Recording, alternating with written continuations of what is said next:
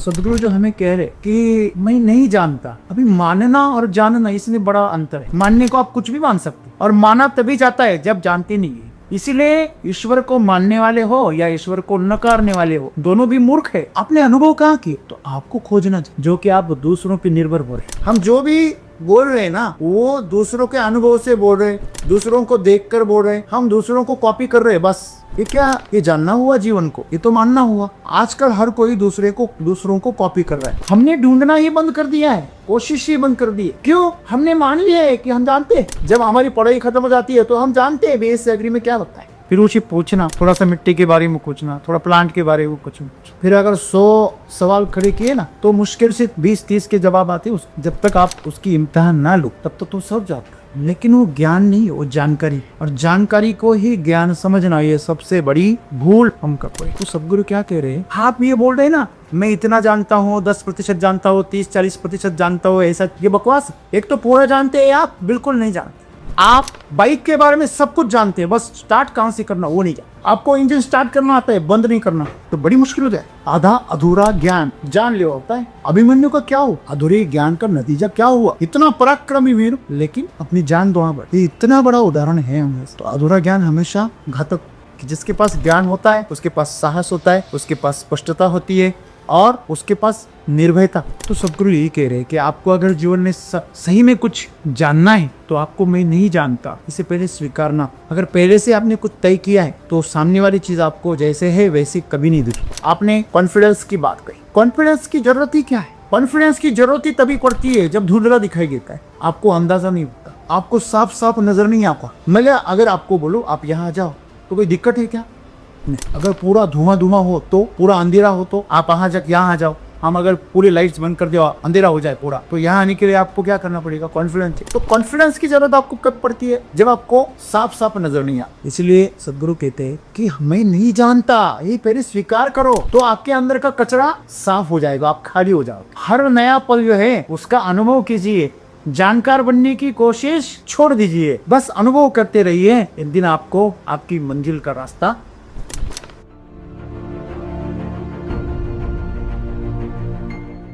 Sir, मेरा आज का सवाल ऐसा है कि ये जीवन में हमें कुछ पता नहीं है, यानी हर एक चीज़ में जैसे कि कुछ नया सीखने को हम प्रेरित होते, वो हमारा जो सोचने का एंगल है वो किस तरह से हमें बदलना चाहिए। यानी कौन सी भी नई चीज़ करती तो उसके बारे में हमें एक 50-70% चीज़ें पता होती है, लेकिन 100% हमें वो चीज़ें पता नहीं होती है।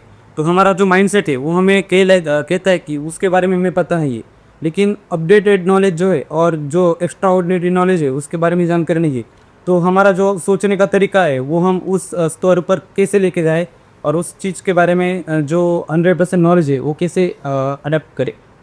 सर, मेरा आज का सवाल ये है कि अभी सदगुरु बोल रहे हैं कि मैं नहीं जानता, ये ज़बरदस्त संभावना है। पर मेरा सवाल ऐसा है कि हर बार हम कॉन्फिडेंस में रहते या फिर नहीं रहते, तो हमने कॉन्फिडेंस में जाके काम करना चाहिए या नहीं करना चाहिए? जैसे कि हमको कभी कभी मतलब अपने से ऊंचे होते, अपने से ज़्यादा एक्सपीरियंस वाले होते, वो भी हर बार बोलेंगे कि मैं नहीं जानता, तो फिर उनसे कम कॉन्फिडेंस वाले या फिर कम एक्सपीरियंस वालों ने कैसे उनका आदर करें और उससे ज्ञान प्राप्त। दोस्तों, उलझनी और इन्हीं सब उलझनों में हम उलझ गए। रेशम एक ऐसा धागा है, उसके साथ आप खिलवाड़ नहीं कर सकते। अगर आपके हाथों से गलती से गांठ बंध गई तो खुलना नामुमकिन है, काटना ही पड़े। तो हमारा मन ऐसी ही है, रेशम के धागे जैसे, उनमें गांठें ही गांठें। जब पहले से ही इतनी गांठ लग चुकी तो वो सीधे काम कैसे करे? जो सवाल पूछ रहा है वही गांठों से घिरा, वो खुद उलझन में। अगर आप खुद ही नशीले हैं और शराब पर भाषण दे रहे, आपको भाषण देते वक्त भी आप पूरे नशे में धुत है, एक पल भी आप उसके बिना रह नहीं सकते, और आप उसके ऊपर भाषण दे रहे हो। कोई कितनी बुरी है ये मैं ही बता सकता हूँ। जो सांसारिक मनुष्य है वही संसार के बारे में बोल रहे हैं। तो आपको जीवन में समस्या यह है कि जो मन है आपका, वह मन ही आपके सामने सवाल खड़े कर। क्यों खड़े कर रहा है? क्योंकि उसे पता है आपकी चेतना को हमेशा उलझाए रखे तो वह हमेशा बिखरती रहती, एकजुट नहीं हुई। अगर वो एकजुट नहीं हुई तो वो सवाल नहीं खड़े। जैसे राजनीतिक के लोग होते हैं ना, वो कहते हैं कि बीमारी भी चलती रहे, दवा भी चलती रहे। गरीबी भी चलती रहे और गरीबी मिटाने का प्रयास भी चलता रहे, लेकिन कभी गरीबी मिटे ना। अगर गरीबी अगर मिट गई तो खेल खत्म। क्योंकि अगर मतदाता अगर स्वावलंबी हो गया, वो आर्थिक तौर पर अगर समृद्ध हो गया, तो वो अपनी राय रखेगा, और वो अगर अपनी राय रखने लगा तो हमारी राय को कौन मुंडी लाए, कौन हमारे पीछे आए। तो जो ज़्यादा तेजी से दौड़ने वाले हैं ना, उनके टांग में टांग अड़ा लो, तो धीरे से चलने वाले आराम से पहुंच जाए। कुछ भी करके उनके सामने मुश्किलें खड़े कर, उनको उलझाओ, उनको समस्याओं से घिराए रखो, ताकि वो उनको नशे में डालते रहो, ताकि वो होश में ना आए और वो अपनी असली ताकत को ना पहचाने। कहते हैं ना, गुलाम को उसकी गुलामी का पता चले तो गुलाम से बाहर निकलने का प्रयास कर। तुम्हें यही पता नहीं गुलाम, और जिसने गुलाम बनाए वही चिल्ला रहा है, चोर ही चिल्ला रहा है, चोर चोर चोर, चोर ही चिल्ला रहा है। तो मन है ये चोर है, ये वो खुद चिल्ला रहा है। तो आपकी जो उलझन है कि ना नहीं बोलना चाहिए, तो यहाँ ऐसा क्यों बोल रहे? ना बोलने को नहीं कहे, सत्य स्वीकारने को बोल। ना कहाँ बोलने को, मैं नहीं जान, ये नकारात्मक क्यों कैसे हुआ? ये तो सत्य है। अगर मैं कोई सच्चाई अगर मैं स्वीकार लेता हूँ तो ये नकारात्मक कैसे हो? सच है मैं प्रयास नहीं करता, सच है मैं झूठ बोलता हूँ, सच है मैं सच नहीं बोलता, इसमें नकारात्मक कुछ नहीं। उसमें नहीं वर्ड आने से वो नकारात्मक नहीं हो जाता। मैं झूठ नहीं बोलता, ये तो अच्छी बात है। मैं शराब नहीं पीता, यहाँ नहीं का मतलब नहीं नहीं है, हाँ है, बड़ी हाँ है। मैं शराब नहीं पीता मतलब, मैं झूठ नहीं बोलता मतलब मैं एक सज्जन इंसान हूँ। सिर्फ उसको कहने का थोड़ा सा विरुद्ध प्रयास दूसरे आयाम से कहा। लिखा 3 ही है, आप आगे से देख रहे तो 3 नजर आ रहा है, पीछे से देख रहे तो 6 नजर आ रहा है। समस्या ये मन की, आपके दृष्टिकोण की। आपने अगर इंग्लिश में अगर 9 लिख दिया तो सामने वाले को 6 दिखाई देता है, आपने को 9 दिखाई दे रहा है, और दोनों जगह ये बोलता है 9 है, वो बोलता है 6 है। अरे मूर्खो, दोनों बराबर है। अपनी जगह बदल के देखो। अगर आप सच्चाई जानना चाहते हो तो पहले ये स्वीकार करो कि जो मैं इंद्रियों से, शरीर से, मन से जो देख रहा हूँ वो सच्चाई नहीं है। ये शरीर भ्रमित कर देता है, ये मन हमें भ्रमित कर देता है। देखो, आप जिसे गर्म कह रहे हो, अगर आपके शरीर में अगर हीट बढ़ गई, वही चीज़ आपको ठंडी लगी, इससे ये गलत है। आपके बॉडी के अंदर अगर 102, 103 का अगर टेम्परेचर है तो आपको 100 डिग्री वाली चीज़ें भी क्या लगेंगी? ठंडी लगेंगी, क्योंकि आपने उस टेम्परेचर को क्रॉस करके। ये आंखें हैं, ये धोखा खा जाती, रस्सी को साफ समझ लेती। आपके सामने अभी AI आया है, अभी तो और उलझन बढ़ेंगी, ये नकली है कि असली है वीडियो पता ही नहीं चलता है। जब 3D AI आएगी तब क्या हो? लाक्षागृह सामने खड़ा हो जाएगा आपके आसपास। जहाँ पानी दिख रहा है वहाँ जमीन होगी, और जहाँ जमीन दिख रही है वहाँ पानी होगा। जहाँ कांच दिख रही है वहाँ खुली जगह होगी, और जहाँ खुली जगह दिख रही है वहाँ कांच होगी। आप समझ नहीं पाओगे। ये पहली बार नहीं हो रहा, ये हजारों साल पहले भी हुआ। ये चक्र है, वर्तुल में घूमता रहता। मतलब गरीब अमीर हो रहा है, अमीर वापस गरीब हो रहा है, गरीब अमीर। जो पढ़ा लिखा है वो उसके बच्चे अनपढ़ हो जाते हैं, और अनपढ़े उसके बच्चे पढ़े लिखे हो जाते। ये साइकिल चलता ही रहता है। समस्या क्या है? समस्या यह है कि सदगुरु जो हमें कह रहे कि मैं नहीं जानता, अभी मानना और जानना इसमें बड़ा अंतर है। मानने को आप कुछ भी मान सकते, और माना तभी जाता है जब जानते नहीं है। इसीलिए ईश्वर को मानने वाले हो या ईश्वर को नकारने वाले हो, दोनों भी मूर्ख है। आपने अनुभव कहाँ किए? तो आपको खोजना चाहिए, जो कि आप दूसरों पर निर्भर हो रहे। आप क्या कर रहे हैं? कोई मुझे मनवा दे, कोई मुझे जनवा दे, हाँ है, कोई मुझे कुछ उसके कुछ एविडेंस बताए तो मुझे अगर कुछ प्रूफ मिल गए तो मैं उसको मानूंगा। अरे मानना 2 कौड़ी का है। क्यों? आपने जाना ही नहीं है। जानना बहुमूल्य है। आपने अनुभव तो किया, हाँ, वो भी 100% नहीं है, फिर भी मानने से तो बहुत अच्छा है। एक सीधी सी बात, ईश्वर छोड़ दीजिए, आप अपनी बात कीजिए। आपने बेसहारा क्यों किया? आपको नौकरी चाहिए थी, या बिजनेस या करियर कुछ करना है, आपको पैसे कमाने, राइट, नाम कमाने, ओके। कितने पैसे? 1 लाख, 10 लाख, 50 लाख, 1 करोड़, 2 करोड़, 5 करोड़, कितने कमा? जिंदगी भर कितनी कमा? क्या लगता है जिंदगी भर ये नौकरी करके या बिजनेस करके या कोशिश करी कितनी कमा? चलो 2 करोड़ कमाते हैं, ऐसे बोल। 2 करोड़ आपको मिल गए, अब क्या करोगे? मैं दे दूंगा आपको, बोल क्या करें? घर लोगे? हाँ, शादी करोगी? ठीक है, अगर 2 करोड़ मिल जाएंगे तो शादी भी हो जाएगी, घर भी मिल जाएगा, क्या बड़ी बात है। चलो हम दिलवाते, वैसे दिलवाए रहे तो आपको दिल गई, वो भी हो। चलो आगे क्या? आपने क्यों सीखा? इससे क्या हो? ब्लैंक हुए? मैं सच्ची भी दे दूंगा, बड़ी मुसीबत हो जाएगी। आपको मेरे सवाल का जवाब देना है कि आप ईश्वर की बात छोड़ो, अध्यात्म की बात छोड़ो, चलो संसार की बात करते हैं। जिसलिए आप यहाँ आए हो, वो चीज अगर अभी आपको हासिल होगी तो आगे क्या, कुछ नहीं पता है। यही अगर पहले बोल देते तो अच्छा होता। मुझे मेरे जीवन के बारे में कुछ भी पता नहीं है। हम जो भी बोल रहे हैं ना, वो दूसरों के अनुभव से बोल रहे, दूसरों को देखकर बोल रहे, हम दूसरों को कॉपी कर रहे हैं बस। ये क्या, ये जानना हुआ जीवन को, ये तो मानना हुआ। आजकल हर कोई दूसरों को कॉपी कर रहा है, करियर के लिए भी, पैसे कमाने।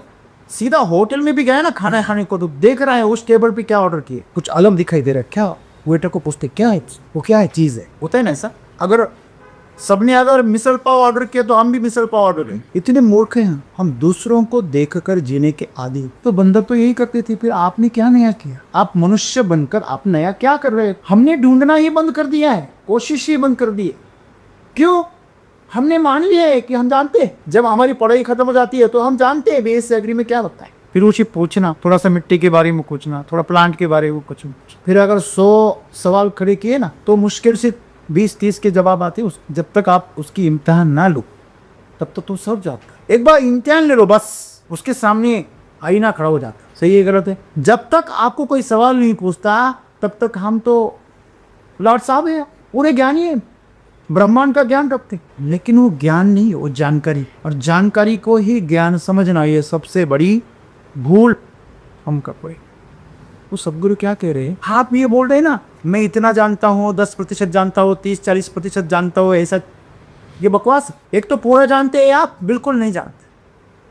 आप बाइक के बारे में सब कुछ जानते हैं, बस स्टार्ट कहाँ से करना वो नहीं जानते। आपको इंजन स्टार्ट करना आता है, बंद नहीं करना, तो बड़ी मुश्किल हो जाए। आधा अधूरा ज्ञान जान लिया होता है। सही है गलत? अभिमन्यु का क्या हुआ? अधूरे ज्ञान का नतीजा क्या हुआ? इतना पराक्रमी वीर, लेकिन अपनी जान दुआ बढ़। ये इतना बड़ा उदाहरण है हमें। तो अधूरा ज्ञान हमेशा घातक। इसीलिए अधूरे ज्ञान को कभी नहीं बोलना कि मैं जानता हूँ। हमारे पास जितना भी ज्ञान हो, आइंस्टाइन भी बोलता है कि मेरा जो पूरा ज्ञान है ना, इस धरती पर जितनी रेत है उसके 1 कण जितना। और वो अगर ऐसा कहे तो हमें सोचना जरूरी कि हम जिस ज्ञान को मैं जानता हूँ कहते वो कितना है। 0.00001 कहने से अच्छा है कि नहीं जानता मान लो। सही गलत है? मैं अगर कहूँ बेंटेक्स में क्या होता है, उसे 1 ग्राम गोल्ड कहते, मालूम है आपको? 1 ग्राम गोल्ड का मतलब क्या हुआ? किसी धातु पर मतलब 10 ग्राम हो, 100 ग्राम, तो 100 ग्राम के ऊपर 1 ग्राम की क्या लगाई जाती है? उताई लगाई जाती है। 100 ग्राम के ऊपर 1% सोने की क्या चढ़ाई जाती है? परत चढ़ा गया, उसे 1 ग्राम गोल्ड के। असलियत में चढ़ाती कि नहीं चढ़ाती वो ही जाती। हम इतने मूर्ख हैं कि हमें 1 ग्राम गोल्ड बताया जाता है और सोने के दाम के बराबर बेचा जाता। अगर आप बेंटेक्स लेने जाओ तो सही में 1 ग्राम का पेमेंट देना पड़ता है। अब देखना, अगर 100 ग्राम की कीमत आज कितनी है? 10 लाख है। तो 100 ग्राम आप पर बेंटेक्स लेके जाना तो उसके आपको कितने देने पड़ते हैं? 10,000। सही है गलत? मतलब वो 1 ग्राम गोल्ड जितना पैसा आपसे लेते हैं, लेकिन असल में 1 ग्राम होता भी है कि नहीं? 6 महीने में वो काला पड़ जाता है। सही है गलत है? उसे गोल्ड कहना वो बिचौलियों के लिए तो अच्छा है, जो ले रहा है उसकी मूर्खता है, उसका शोषण है। उसे बेचा गया है, सोने के नाम पे बेचा गया है, लेकिन सोना है नहीं है, 1 ग्राम भी नहीं है। क्या आप उसको छानकर उसमें से 1 ग्राम गोल्ड निकाल सकते हैं? निकाल सकते हैं? नहीं निकाल सकते। तो आपने कीमत किसकी चुकाई? धोखाधड़ी की। आपको भी किसी को धोखा देना है कि आपके पास सोना है, और वो भी आपको धोखा दे रहा है। वजह धोखा देने की है तो सामने से भी क्या मिलेगा? धोखा मिल। एक चोर ने बैल चुरा के लाया, वो अपने गांव में खेती कर रहा। उस लोगों ने पूछा आसपास, अभी वो चोरी अपने गांव में थोड़ी करते है, बाहर जाके कर, लेकिन उसे पता है वो चोर है, तो वो चोरी करके बैल लेके आए, काम पे लगा। तो लोग बोले अरे कितना अच्छा बैल, कितने को लाया? उसने बताया नहीं। फिर एक दिन ऐसा हुआ कि बैल गायब हो गए। फिर लोगों ने पूछा क्या हुआ? वो बोले बेच दिए। अरे मूर्ख, कम से कम ये तो बता कितने में लाया और कितने में दिया? वो बोला जितने में लाया उतने ही दिए। धोखाधड़ी का यही हमारा मन हमें धोखा दे रहा है, हम दूसरों को धोखा दे रहे हैं, और धोखा देने के लिए हम चालबाजी करते, उसे हम शिक्षण कह रहे, उसे ज्ञान कह रहे। आप कह रहे आदर की बात कर। मुझे बताइए, आदर क्या कोई ऐसी चीज है जो आप किसी बदले में दे रहे हैं? 2 कौड़ी का है। आदर जैसे है जैसे झरना, झरना किसी वजह से नहीं फूटता है, उसके अंदर वो रिश्ता है अपने आप। जब आम पकता है ना तो उसकी सुगंध अपने आप फैलती, मोर नाचता है ना तो उसकी सुंदरता अपने आप फैलती है। वो किसी को रिझाने के लिए, किसी को दिखाने के लिए, किसी का आदर पाने के लिए, किसी की प्रशंसा पाने के लिए नहीं नाचा। क्या ऐसा है? हाँ, अगर नाच भी रहा है तो वो अपनी बिरादरी के बारे में सोच रहा है, हमारे बारे में तो बिल्कुल नहीं सोच रहे। जो कैमरा लेके बैठ, सही है गलत है? पेड़ पे आम आपके लिए पक रहा है नहीं, उसका स्वभाव है, पकड़ा क्यों? तो स्वभाव से आदर पैदा हो, आदर दिया नहीं जाता, किसी के बदले दिया नहीं जाता। तो आपको किसी के बारे में आदर रखना कोई जरूरत ही नहीं। अपने अंदर से श्रद्धा अगर निर्माण हो तो आदर अपने आप पैदा। हम जहाँ हमारा मस्तक नत हो जाता है, जहाँ हमारा दिमाग काम करना बंद हो जाता है, जहाँ हमारी हैसियत खत्म हो जाती है, वही हम नमस्कार करो। सही है गलत है? जहाँ चमत्कार है वहाँ नमस्कार, ऐसा कहते हैं ना? ऐसे थोड़ी के चमत्कार का मतलब कहाँ हुआ जो हमारी समझ में ना आए, हमारे मन के, हमारे बुद्धि के, दिमाग के जो परे हैं, उसे वहाँ हम नमस्कार। तो अच्छी बात है ना? जहाँ झुकने की जरूरत है झुकना। 3 शराबी एक गेट के नीचे से जा रहे, उसके पहले एक पुलिस डंडा लेकर खड़ा, तो गेट के पहले वो झुक के, वो आगे वाला बोला है ज्यादा झुकना अच्छा, नहीं तो सिर पर लग जाएगा। वो नीचे झुक के और पुलिस ने तीनों को डंडा मारा सिर में। फिर आगे आने के बाद बोला था ना झुक जाओ, लगा है ना, गेट लग गया ऊपर का, गेट लगा कि पुलिस ने मारा। तुम होश हो तब तो पता चले। समस्या यही है हमारे साथ, खेल हमारा मन रहा है, हम समझ रहे वो मैं हूँ। तो सवाल ये बिल्कुल नहीं है कि आपको ईश्वर को मानना चाहिए या नहीं मानना चाहिए, आपको कुछ सीखना चाहिए कि नहीं सीखना चाहिए, आपको आदर करना चाहिए कि नहीं करना चाहिए। तो सवाल यह है कि जो जानता है उसे बताना नहीं पड़ता, उसके आचरण से पता चलता, उसके आचरण से पता चल जाता है।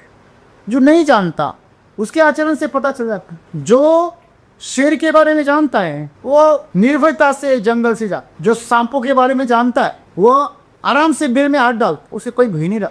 क्यों? क्योंकि वो जानता है, उसके पास वो उनको पहचानता है, उनके साथ कैसे पेश आना वो सब जानता है। उसके पास ज्ञान, जिसके पास ज्ञान होता है उसके पास साहस होता है, उसके पास स्पष्टता होती है और उसके पास निर्भयता। आप जिसे साहस कह रहे हैं वो उनकी निर्भयता है, बस कोई साहस नहीं। आपको साहस हो रहा है, उनको कोई साहस नहीं करना, उनके लिए वो आम बात। तो जो रोनाल्डो है उसके लिए गोल करना आम बात है, हमारे लिए वो स्टंट है, जानलेवा स्टंट है। तो यही बात है। समस्या ये नहीं है कि कौन सुपीरियर है, कौन जूनियर है, इंफीरियर है, सही गलत, अच्छा बुरा या बेहतर और कम बेहतर, ऐसा कुछ भी नहीं। हमारा पात्र जितना होता है उतना हमारे पात्र में जमा हो जाता। बारिश गिर रही है और आपका पात्र लेके जा रहे हो, तो आपका जितना बड़ा पात्र होगा उतनी आप बारिश लेके आओ। रास्ते में दूध का टैंकर पलटी हो गया तो दूध नीचे गिर रहा है, तो आपके पास जितना बड़ा बर्तन होगा उतना आप दूध लेके आओगे, बाकी तो गिर ही जाएगा नीचे। तो ऐसे ही अगर हम अज्ञानी हो तो हमें कैसे पता चले कि ज्ञानी कौन है? तो हमें बस ढूंढते रहना चाहिए, कोशिश करते रहना चाहिए, किसी नतीजे पर नहीं आना है। हम क्या, हमारा समस्या क्या है, हमारा मन नतीजे पे आने के लिए उतावला होता, वो तुरंत कुछ अनुमान निकाल के बैठ। क्यों? क्योंकि अनुमान निकाल के बैठना आसान लगता है और खोजते रहना मुश्किल लगता। सही गलत? तो सदगुरु यही कह रहे हैं कि आपको अगर जीवन में सही में कुछ जानना है तो आपको मैं नहीं जानता इसे पहले स्वीकारना। अगर पहले से आपने कुछ तय किया है तो सामने वाली चीज़ आपको जैसे है वैसे कभी नहीं दिख। मैंने बोला आपने पहले से ही मीठी चीज़ खाई है, आपने पहले से चाय पी रखी है, तो मैं आपको लड्डू दे दूँ तो कैसे लगेगा? अगर मैंने पहले से आपको पेड़ा खिलाया है तो आपको चाय कैसी लगेगी? अरे चीनी कम डाली है। सही गलत नहीं? आपको तीखे खाने की आदत है, बहुत स्पाइसी खाते, आपको एवरेज तीखा खाना देंगे तो आपके क्या फीका बनाए, और जो हमें से फीका खाता है उसको वो दे दो जो फीका बनाए, वो बोले क्या तीखा बनाए, और जो पहले से तीखा खाता है वो बोलता है क्या मूर्ख है, इसमें मिर्च डाली ही नहीं है फिर भी तू बोल रहा है तीखा लग रहा है। तो यह आपने अपनी इंद्रियों को कैसे आदत डाली है, उस अनुसार वो क्या करके आपको प्रतिक्रिया देगी, और आपको प्रतिक्रिया ही ज्ञान लगता है। ये समझ में आ रही? तो मन जो है, शरीर जो है, वो हमेशा प्रतिक्रिया देता है, वह तुलनात्मक अभ्यास करता है, उसके पास में अपना कोई ज्ञान नहीं है। आप अगर एक साधारण से बाइकर हो तो आप 60-70 की स्पीड में बारिश में हिल जाओ, 50-60 की स्पीड में, और आप अच्छे बाइकर हो तो 100 की स्पीड में भी आप नहीं हिलोगे। क्यों? बाइक में कोई आइडियोलॉजी नहीं है, बाइक में कोई खास बात नहीं है, वो चलाने वाले में है। तो आपके शरीर में और मन में कोई खास बात नहीं है, उसके अंदर जो चेतना बैठी है वो उसे कैसे चला रही। तो आप चेतना पे काम करना चाहिए। तो हम काम कहाँ करते हैं? शरीर। हम कहाँ करते काम? मन पर।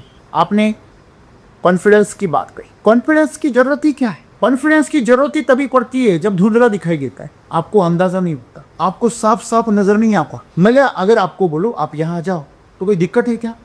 नहीं। अगर पूरा धुआं धुआं हो तो, पूरा अंधेरा हो तो आप यहाँ आ जाओ। हम अगर पूरी लाइट्स बंद कर दे और अंधेरा हो जाए पूरा, तो यहाँ आने के लिए आपको क्या करना पड़ेगा? कॉन्फिडेंस। ये रास्ता है सामने हाईवे का, आपको मैं आंखें आपकी खुली है और आपको बोल दूँ चले जाइए उस पार, तो आराम से चले। कॉन्फिडेंस की जरूरत है नहीं।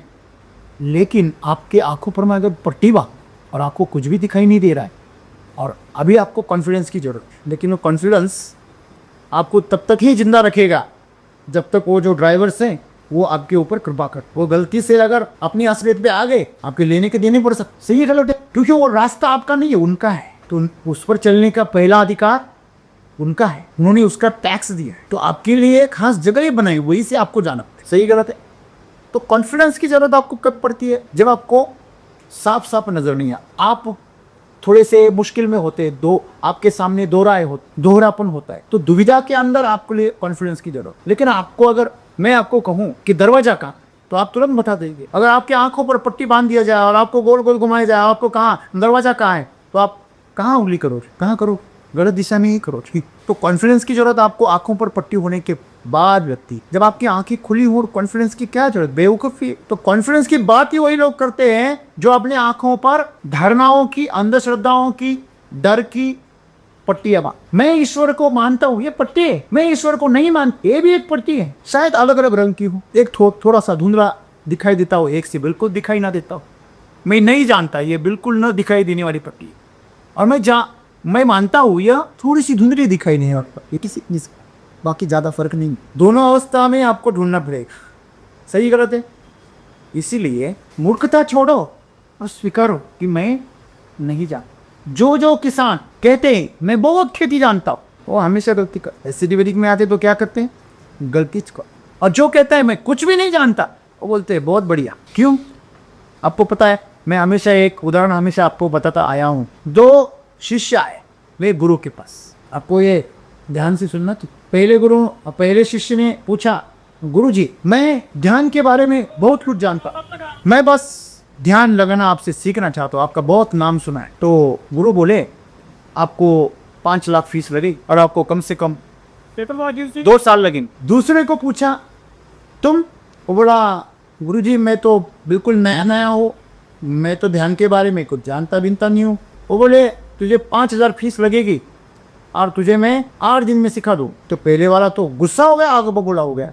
बोला कैसे गुरु यहाँ? बोला क्या हुआ? मैंने सुना है कि गुरु बड़े ज्ञानी होते, गुरु बड़े भोले होते, गुरु में कोई मोह नहीं होता, कोई लोभ नहीं होता। आप मेरे से 5 लाख रुपए ऐट रहे, मेरा शोषण कर रहे और मुझे 2 साल बोल रहे, मेरा वक्त बर्बाद कर रहे, मेरे साथ धोखा कर रहे आप। वो बोले ऐसा क्या हुआ? वो बोले इसको बोल रहे 5,000, वो बोल रहे 8 दिन, और मैं के बोल रहे 5 लाख, और बोल रहे वो बोले तेरा जो घर है ना वो मुझे पूरा रिफर्निश करना पड़ेगा, तेरे पहले वाला पूरा करकट निकालना पड़ेगा, जो पुराना तेरा सब रंग निकालना पड़ेगा, तेरा फर्नीचर निकालना पड़ेगा। वो पुराना निकालने में कि मेरे को वो ऊपर वाले जो लगेंगे ना 4,95,000 वो उसमें ही चाहिए। मेरे रंग लगाने के मेरे को 5,000 ही लगते। सिर्फ पुराना कचरा निकालने के लिए इतना बड़ा बिल लगता है बाबा, उसके लिए मेरे को इतने टाइम लगेगा, 2 साल लगेंगे तेरा पूरा कचरा साफ करने के लिए। तू जिसे जानकारी कहकर आया है वो कचरा है। क्यों कचरा? तू कचरा ही जमा कर सकता है, इसलिए तो कचरा है ना तेरा जीवन। अगर तू कचरा नहीं जमा करता और तेरे पास कुछ मूल्यवान चीजें होती तो तुझे कुछ मूल्य तो होता ना। तू हाथ फैलाए क्यों आया? तू ऐसा बेबस होकर क्यों आया? एक जरूरतमंद के तौर पर क्यों आया? क्योंकि तेरे पास कचरा है, ज्ञान के नाम पर कचरा है, अनुभव के नाम पर कचरा है। कचरा ना होता तो तुझे ये नम्रता का ढोंग करने की क्या जरूरत पड़ती? ये आदर देने का जो नाटक क्यों करना पड़ता? मैं आपको बड़ा आदर, बहुत ऐसे गुरु हैं जो शिष्यों ने बनाए। शिष्य बोलते मैं आपका बड़ा आदर करता हूँ, वो गुरु है नहीं जो शिष्य उसे बनाए। शिष्य माने या ना माने, आए या ना आए, वो अपने आप में मस्त है, वो गुरु है। समझ ना बात? और ज्यादा चेले पैदा हो गए और गुरु बन गया, ऐसे गुरुओं का कोई वजूद नहीं है। इसलिए सदगुरु कहते हैं कि मैं नहीं जानता, ये पहले स्वीकार करो तो आपके अंदर का कचरा साफ हो जाएगा, आप खाली हो जाओगे। अगर आप भरे भरे आएंगे, मुझे बड़ी सुंदर सी बात लगी जब वैभव सर ने एक चर्चा सत्र में बताया, राम सर ज्ञान का समंदर लेके आए और आप एक एक लोटा लेके आए, एक एक छोटा सा बर्ता, इतना सा चुल्लू भर पानी उसमें बैठे। अब अभी वो समंदर को कैसे भरेंगे? और सबसे बेहूदी बात, कोई कोई तो पहले से कुछ भर के लाए, वो तो और बेहूदे हैं। पहले से ही बर्तन छोटा, ऊपर से मेरे पास ये केमिकल का ज्ञान है, मेरे पास में ये जैविक का ज्ञान है, मेरे पास में ऑर्गेनिक का ज्ञान है, मैं इतना एक्सपीरियंस हो, इतने पुरस्कार है। अरे बाबा, इतने कचरा, अगर उसमें तू ये वैदिक का ज्ञान भी डालेगा तो वो कचरा ही बन जाएगा। आप मुझे बताइए, गटर का पानी है और उसमें आप तीरथ डाल रहे हो, क्या हो? वो शुद्ध हो जाएगा? नहीं, वो गटरा बन जाएगा। आपका बासी खाना है, सड़ा हुआ कल का, उसमें आज के आप ताज़ा खीर डालकर उस चावल में आप घोल रहे हो, तो वो क्या अच्छी हो जाएगी और खराब हो जाए? तो यही हमारे साथ, हमारे दिमाग में इतना कचरा भरा है, लेकिन हमने उसको संभाल के आपका मोबाइल खोलो, उसके अंदर इतना कचरा भरा है। नहीं, आपको तो बहुत इंपॉर्टेंट लग रहा है, मेरी यादें हैं। जब तक नया पैचअप नहीं होता ना, तब तक पुराने वाले फोटो बहुत संभाल के रख। नया अगर रिश्ता बन गया तो पुरानी जल्दी से जल्दी डिलीट करने पड़े। कोई कोई तो संभाले रखता है भाई, कहीं काम ना आ जाए आगे चल। कचरा नहीं तो क्या है? ईश्वर आपको हर एक नया दिन दिया है और आप पुराना कचरा जमा करके बैठे हैं। और ज्ञान है मेरे पास, मेरा बड़ा अनुभव है, मेरी यादें हैं, इसलिए तो तुझे नई यादें नहीं बनती। तेरी नई यादें क्यों नहीं बनती? क्योंकि पुरानी को आलिंगन दे के बैठा है, कुंडली मार कर बैठा है उसके ऊपर। किसके ऊपर? कचरे के ऊपर। और समझ रहा है मैं बड़े मूल्यवान रत्नों के ऊपर बैठा हूँ, सुरक्षा कर रहा हूँ। ये हमारा मन इसे खेल कर पाए, लेकिन वही जानता है जो जानता है आप कचरे के ढेर को। जीवन बड़ा सरल है, इसी मुश्किल हमारे मन बना, और मन ही आपको बहला रहा है, खुसला रहा है, आपको दिमाग पर चढ़ा रहा है, आपको अहंकार दिला रहा है। तू बड़ा होशियार है रे, लेकिन लोगों को समझ नहीं है, तुझे समझने की अकल नहीं है उनके पास। तू बड़ा अच्छा चला है, अच्छा शिष्य है, लेकिन तेरे लायक गुरु ये संसार में नहीं। तू बड़ा अच्छा विद्यार्थी है, बड़ा अच्छा प्रतिभावान तू एक युवा है, युवती है, लेकिन तेरे लायक कोई कंपनी। ऐसे विचार आते ना मन में? आते कि नहीं आते ना? ये खेल रच रहा है। तू अगर सच्ची में बड़ा होता तो तेरी ये हालत होती? बिल्कुल नहीं।